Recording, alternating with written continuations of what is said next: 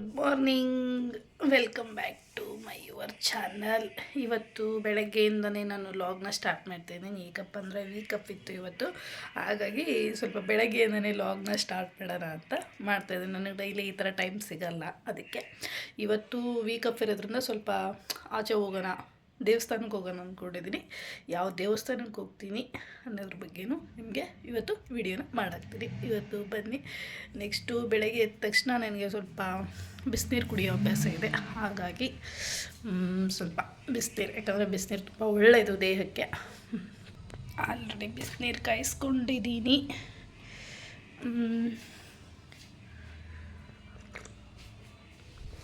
ನಾನು ಸ್ವಲ್ಪ ಬಿಸಿನೀರನ್ನ ಹಂಗೆ ಕುಡಿಯಲ್ಲ, ಅದಕ್ಕೆ ಈ ಕಾಮ ಕಸ್ತೂರಿ ಬೀಜ ಅಂತ ಬರುತ್ತಲ್ವ, ಅದನ್ನು ಹಾಕ್ಕೊಂಡು ಕುಡಿತೀನಿ. ಏನಕ್ಕಪ್ಪ ಅಂದರೆ ಅದು ದೇಹಕ್ಕೆ ತಂಪು ಹೌದು, ಜೊತೆಗೆ ಅದು ವೆಯ್ಟ್ ಲಾಸ್ ಮಾಡೋಕ್ಕೂ ಹೆಲ್ಪ್ ಮಾಡುತ್ತೆ. ಹಾಗಾಗಿ ನನ್ನ ಬ್ರೇಕ್ಫಾಸ್ಟಿಗೆ ಬಂದುಬಿಟ್ಟು ನಾನು ಮೊಳಕೆ ಕಾಳ್ದು ತಿಂತೀನಿ. ಅಂದರೆ ಎಲ್ಲ ಕಾಳ್ದು ಮಿಕ್ಸ್ ಮಾಡಿಬಿಟ್ಟು, ಇದು ಹುರುಳಿಕಾಳು, ಇದನ್ನು ಸ್ವಲ್ಪ ಲೈಟಾಗಿ ಬೇಯಿಸ್ಕೊತೀನಿ. ಇದು ಬಂದುಬಿಟ್ಟು ಕಡಲೆಕಾಳು ಒಂಚೂರು, ಇದು ಕಾಬು ಕಡಲೆ ಅಂತಾರಲ್ವ, ಅದೊಂದು ಸ್ವಲ್ಪ ಹಾಕ್ಕೋತೀನಿ. ಅದ್ರ ಜೊತೆ ಸ್ವಲ್ಪ ಚೆನ್ನಾಗಿರುತ್ತೆ ಟೇಸ್ಟು, ಹಾಗಾಗಿ ಸ್ವಲ್ಪ ಸ್ವೀಟ್ ಕಾರ್ನ ಯೂಸ್ ಮಾಡ್ತೀನಿ. ಇದನ್ನು ಸ್ವಲ್ಪ ವಾಶ್ ಮಾಡ್ಕೊಂಬಂದುಬಿಡೋಣ. ನಾನು ಇಷ್ಟೇ ಅಲ್ಲ, ಇದ್ರ ಜೊತೆ ಇನ್ನೂ ಸ್ವಲ್ಪ ಐಟಮ್ಸ್ನ ಆ್ಯಡ್ ಮಾಡ್ತೀನಿ. ಹಾಗಾಗಿ ನೋಡಿ ನಾನು ಇನ್ನೂ ಏನೇನು ಇದಕ್ಕೆ ಆ್ಯಡ್ ಮಾಡ್ಕೋತೀನಿ ಬ್ರೇಕ್ಫಾಸ್ಟಿಗೆ ಅಂತ. ನೆಕ್ಸ್ಟು ನೋಡಿ, ಆಲ್ರೆಡಿ ಇದಕ್ಕೆ ನಾನು ಇಟ್ಟಿದ್ದೀನಿ. ಇವಾಗ ನೆಕ್ಸ್ಟು ನಾನು ಸ್ನಾನಕ್ಕೆ ಹೋಗಬೇಕು. ನಾನು ಸ್ನಾನ ಮುಗಿಸ್ಕೊಂಬರೋ ಅಷ್ಟೊತ್ತಿಗೆ ಬೆಂದಿರುತ್ತೆ, ಸ್ವಲ್ಪ ಲೈಟಾಗಿ ಬಂದರೆ ಸಾಕು. ನೆಕ್ಸ್ಟ್ ಬಂದು ಇದಕ್ಕೆ ನಾನು ಏನೇನು ಆ್ಯಡ್ ಮಾಡ್ತೀನಿ ಅಂತ ಹೇಳ್ತೀನಿ, ಬನ್ನಿ.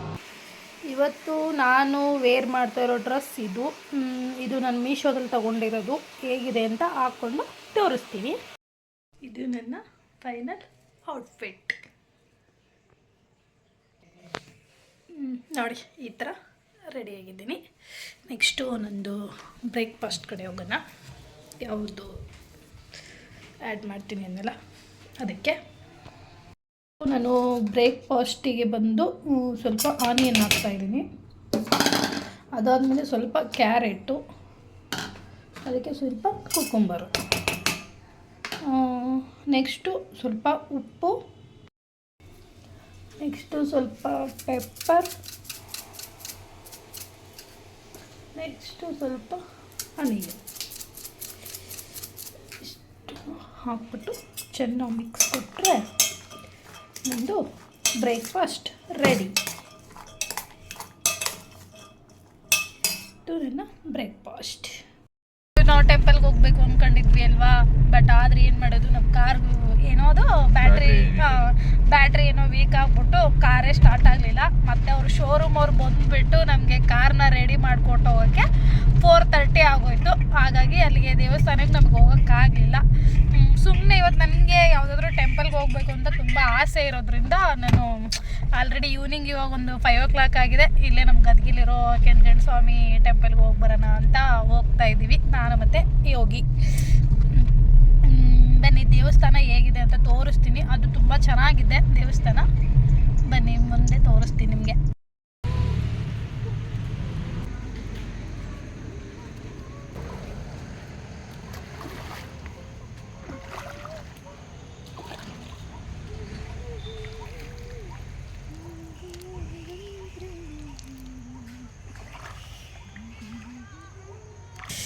ನೋಡಿ, ಇಲ್ಲಿ ಮುಡಿನೂ ಕೊಡ್ಬೋದು.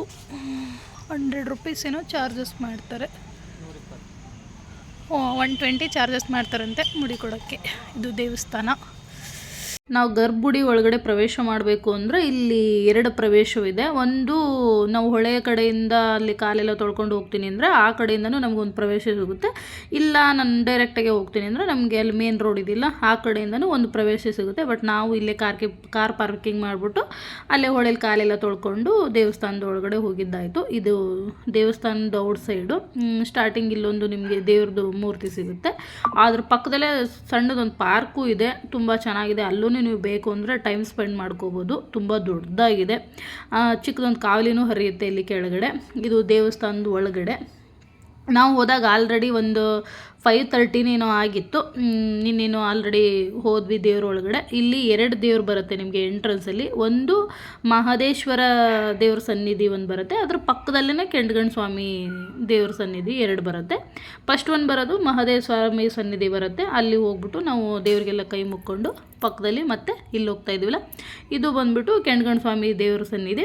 ಆಲ್ರೆಡಿ ಸಂಜೆ ಮತ್ತೆ ಅವರು ಹೊಸ ಪೂಜೆ ಮಾಡ್ತಾರಲ್ವ, ಸಂಜೆ ಆರತಿ ಮಾಡ್ತಾರೆ, ಅದಕ್ಕೆ ಅವ್ರು ರೆಡಿ ಮಾಡ್ಕೊತಾ ಇದ್ರು. ನಾವು ಆರತಿ ಎಲ್ಲ ಮುಗಿಸ್ಕೊಂಡು ಅದ್ರ ಪೂಜೆ ಎಲ್ಲ ಮುಗಿಸ್ಕೊಂಡು ಆರತಿ ತೊಗೊಂಡು ಔಟ್ ಸೈಡ್ ಬಂದ್ವಿ. ಔಟ್ ಸೈಡ್ ನೋಡಿ ಈ ಥರ ಇದೆ. ಇಲ್ಲೂ ಅಷ್ಟೇ ತುಂಬ ಚೆನ್ನಾಗಿದೆ ದೇವಸ್ಥಾನ ಬಂದ್ಬಿಟ್ಟು, ತುಂಬ ದೊಡ್ಡದಾಗಿದೆ. ಇದು ಊಟಕ್ಕೆ ಹೋಗೋ ರೋಡು.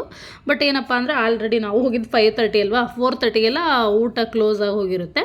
ಹಾಗಾಗಿ ನಾವು ಔಟ್ ಸೈಡೆಲ್ಲ ನೋಡಿಕೊಂಡು ಫೋಟೋಸ್ ಎಲ್ಲ ತೊಗೊಂಡು, ಜೊತೆಗೆ ಅದು ಒಂದು ಬೆಳ್ಳಿ ತೇರಿದೆ ಇಲ್ಲಿ ಬೆಳ್ಳಿ ತೇರೂ ಆಗುತ್ತೆ, ಅದೆಲ್ಲ ನೋಡಿಕೊಂಡು ಇಲ್ಲಿ ತುಂಬ ಸೀರಿಯಲ್ಗಳು ಆಗಿದೆ. ಅದ್ರ ಜೊತೆಗೆ ಮದುವೆಗಳಿಗೆ ಅಥವಾ ಚಿಕ್ಕ ಮಕ್ಕಳು ನಾಮಕರಣದ್ದು ಅದರದ್ದು ಆ ಥರದ್ದೆಲ್ಲ ಫೋಟೋಶೂಟನ್ನು ತುಂಬ ಮಾಡ್ತಾರೆ. ಇದು ಔಟ್ ಸೈಡು ಅಂದರೆ ದೇವಸ್ಥಾನದ ಒಳಗಡೆನೆ, ಆಚೆ ಈ ಥರ ದೊಡ್ಡದಾಗಿ ವಿಶಾಲವಾಗಿದೆ. ಇಲ್ಲಿ ಜಾತ್ರೆ ಅಥವಾ ಏನಾದರೂ ಫಂಕ್ಷನ್ಗಳು ಇಲ್ಲಿ ದೊಡ್ಡದಾಗಿ ಏನಾದರೂ ಫಂಕ್ಷನ್ ಇಟ್ಕೊಂಡಿರುತ್ತೆ, ಅಂದರೆ ಕಲಾಮಂದಿರ ಥರ ಇದು ಸೆಟ್ ಇದೆ ಇಲ್ಲಿ. ಜೊತೆಗೆ ನಮ್ಮದು ಒಂದು ಇರಲಿ ಅನ್ನೋ ಥರ ಒಂದು ಫೋಸ್ ಕೊಟ್ಟೆ ಅಷ್ಟೇ. ಇದು ಊಟದ ಹಾಲು. ಡೈಲಿ ಇಲ್ಲಿ ಊಟದ ವ್ಯವಸ್ಥೆ ಇರುತ್ತೆ 10:30 to 4:30. ಇದು ಫಸ್ಟು ಎಂಟ್ರೆನ್ಸು, ಬಟ್ ನಾವು ಕಾರ್ ನಿಲ್ಲಿಸಿದ್ರಿಂದ ಆ ಕಡೆಯಿಂದ ಬಂದ್ವಿ. ಇದು ಫುಲ್ ಎಂಟ್ರೆನ್ಸು, ಸ್ಟಾರ್ಟಿಂಗ್ ಬರೋದೆ ಈ ಕಡೆಯಿಂದ. ನಾನು ಇದನ್ನು ಹೋಗುವಾಗ ತೋರಿಸ್ತಾ ಇದ್ದೀನಿ ನಿಮಗೆ.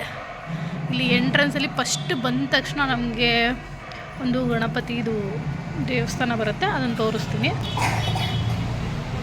ಚೆನ್ನಾಗಿದೆ.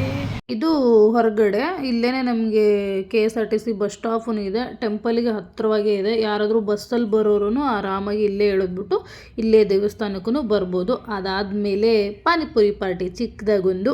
ನನಗೆ ಗದ್ಗೆಯಲ್ಲಿ ತುಂಬ ಇಷ್ಟ ಆಗೋದು ಅಂದರೆ ಅಲ್ಲಿ ಪಾನಿಪುರಿ. ಹಾಗಾಗಿ ಅಲ್ಲಿ ಪಾನಿಪುರಿ ತಿಂದ್ಕೊಂಡು ನಾವು ಹೊರಟಿದ್ದೆ ನೆಕ್ಸ್ಟು ಮನೆ ಕಡೆ. ಈ ವಿಡಿಯೋ ನಿಮಗೆ ಇಷ್ಟ ಆದರೆ ಪ್ಲೀಸ್ ಲೈಕ್ ಮಾಡಿ, ಶೇರ್ ಮಾಡಿ, ಕಮೆಂಟ್ ಮಾಡಿ. ಪ್ಲೀಸ್ ನನಗೆ ಸಬ್ಸ್ಕ್ರೈಬ್ ಮಾಡ್ಕೊಳ್ಳಿ. Thank you for watching.